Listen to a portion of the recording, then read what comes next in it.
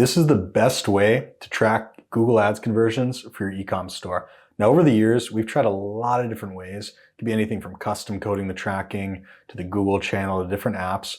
And time after time again, there's a lot of inaccuracy, a lot of different ways that don't work as well as the others.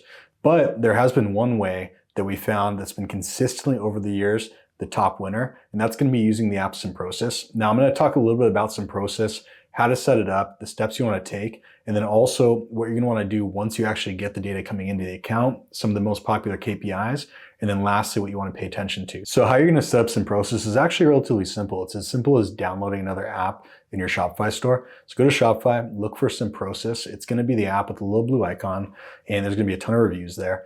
Once you get Process and download it into your store, it's going to prompt you to start connecting things, right? We'll talk a little bit about that. But the biggest part of that is connecting the right things and then also taking the right steps within Process. So you're getting the data feed properly from the store to the app to your actual Google Ads account. So the first thing you're going to want to do is connect your merchant center. If you do not have a merchant center, make sure to go to merchant.google.com and set one up. There's a couple steps you have to go to. You're going to have to put in information like about your business, about shipping, costs, and so on. Once that's set up, you're going to be able to connect the Merchant Center to your Process app. And what Merchant Center is, if you're not too familiar, it's kind of a bridge between the actual products in your store to Google Ads. So it's basically taking the feed from your store and then pushing it into Google Ad and monitoring the products. If there's any policy issues for the products, you're going to monitor that in Merchant Center. So Merchant Center isn't something that you look at every single day, but it is something you want to pay attention to, because if you don't, you might miss a product being down, you might see policy issues. And if you don't see that stuff right away, you're generally going to lose revenue. So make sure to keep an eye on it, but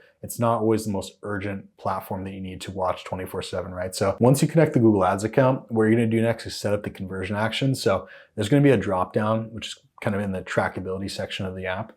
And once you get to that drop down, you're going to see Google Ads conversions and data. You're going to click on that. And what it's going to do is it's going to set up 3 different conversion events. I'm going to talk about which you're going to want to actually push into the account as a primary conversion action. We'll talk about that last. But once you do that, very, very simple step. You're just going to be clicking buttons. There's not going to be really a lot of different options to go through. If you ever have difficulty with what to choose, usually there's notes within the setup process which kind of explain each step. But once you set up the conversion actions, you're going to have 3 different levels of data that go in the account. It's going to be purchases, add to cart, and so on. Once you have that set up, you're not done yet. You're actually going to want to go through the last step, which is setting up enhanced conversions. This is allowing the platform to use an extra layer of data to judge whether someone's converting or not and have more data accuracy. So we definitely encourage setting that step up. Once you do that step, you're going to want to make sure that you take the conversion actions that just got imported into the Google Ads account, and then make sure there's only going to be one as primary. Now, what primary means is there's primary and secondary with conversion actions. And really what that is anything that's considered primary or set to primary, it's basically going to take that data and feed it to the campaigns for decision making. It's also going to be the data that you're relying off of when you're making your own decisions on the account.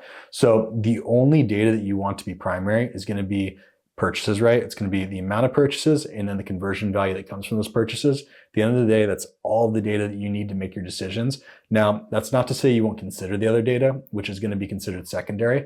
Anything secondary is going to be pulled into the account, so you can still look at it and use it for decision making, but it's not going to contain it in the actual campaign algorithm, right? It's going to actually house it in the account, but it's not going to feed it directly to the campaigns, which is really important because you want to make sure the campaigns at all times are optimizing for the actual conversion action, which would be purchases or conversion value, right? So that's really at the end of the day what you're going to really be focusing on. But you can use those secondary conversion actions just to give you a little bit more data to have more context, right? So just to recap, make sure when you set up all these conversion actions, only have one as primary, and that one that's going to be primary is going to be purchases, which will pull in the conversion value as well.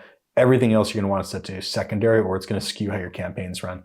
Now, the last thing I want to talk about is what KPIs you want to pay attention to now that you have data coming into the account properly. And there are a lot of different data points within Google Ads, just like Facebook ads. At some point, some of them will be relevant, right? You don't want to just exclude, everything else just because it's not like the end all purchase. So it's really going to be based off of 3 things. That's going to be conversion rate, CPA, and ROI, which all intermingle right with their data. But whenever we're making decisions, whether we're going to scale campaigns, whether we're going to exclude things, whether we're going to segment targeting, whatever it is, it's pretty much based off those numbers, because those are at the end of the day, the end all data points that you want to make decisions off of. Like I said, plenty of other data that you'll pay attention to, but anytime we're making decisions in account that are worthwhile decisions, really talking about scaling, segmenting things, choosing whether or not we're going to keep running or stop running different levels of targeting. It's going to be based off of those things. That's also where you're going to focus on bottlenecks, right? Because if you have, let's say, too high of a CPA, you might want to look at your conversion rate. The conversion rate's lower than other areas of what you're targeting. Then you can focus on, okay, what's the issue here? Why is this form of targeting or campaign having a lower conversion rate? It could be multiple things within that campaign aren't working, and you can turn those things off or segment them out. But you get the idea, right? So make sure when you're making decisions, make sure it's based off of the highest level data, which is going to be, like I said, conversion rate, ROI, and then CPA. But don't neglect other data points. Just make sure you're not necessarily using those for decision making at the end of the day. So thanks for watching. If you want more information on how we actually run these campaigns now that you have the proper data coming into your account, make sure to like and subscribe. We're constantly putting out new content based off what we do every single day for our clients that we're managing over $1 million per month in e-com on Google Ads for. So stay tuned. Looking forward to the next video.